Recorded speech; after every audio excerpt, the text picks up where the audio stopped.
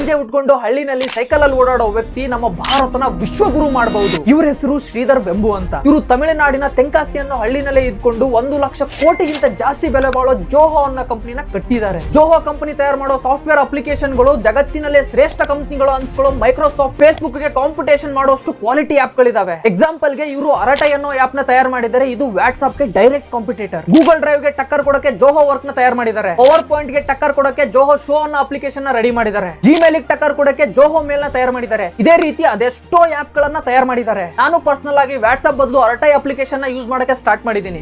But ನಮ್ಮ ಇಂಡಿಯಾದಲ್ಲಿ problem ಏನ್ ಗೊತ್ತಾ, ನಾವು ಈ ಸೋಷಿಯಲ್ ಮೀಡಿಯಾ, ವಾಟ್ಸ್ಆಪ್, ಇನ್ಸ್ಟಾಗ್ರಾಮ್ ಅಂತ ವೆಸ್ಟರ್ನ್ ಕಂಟ್ರಿಗಳ ಮೇಲೆ ಎಷ್ಟು ಡಿಪೆಂಡ್ ಆಗಿದೀವಿ ಅಂದ್ರೆ, ನಮ್ ದೇಶದಲ್ಲಿ ಅರಟೈ ಅಂತ ಅಪ್ಲಿಕೇಶನ್ ಬಂದ್ರು ಕೂಡ ಅದ್ರ ಬಗ್ಗೆ ಯಾರು ಮಾತಾಡಕ್ ರೆಡಿ ಇಲ್ಲ. ಬಟ್ ನನಗೆ ಕಾನ್ಫಿಡೆನ್ಸ್ ಇದೆ, ಈ ರೀಲ್ ನ ನೋಡೋರು ಪ್ರತಿಯೊಬ್ರು ಕೂಡ ಒಬ್ರಿಗೆ ಶೇರ್ ಮಾಡಿದ್ರು ಕೂಡ ಇದ್ರ ಬಗ್ಗೆ ಅವೇರ್ನೆಸ್ ಜಾಸ್ತಿ ಆಗಿ ನಮ್ಮ ಇಂಡಿಯನ್ ಪ್ರಾಡಕ್ಟ್ ನ ಯೂಸ್ ಮಾಡೋರ ಸಂಖ್ಯೆ ಜಾಸ್ತಿ ಆಗುತ್ತೆ ಅಂತ. ಇದ್ರ ಬಗ್ಗೆ ನೀವೇನ್ ಯೋಚನೆ ಮಾಡ್ತೀರಾ? ಕಮೆಂಟ್ ಸೆಕ್ಷನ್ ಅಲ್ಲಿ ತಿಳಿಸಿ.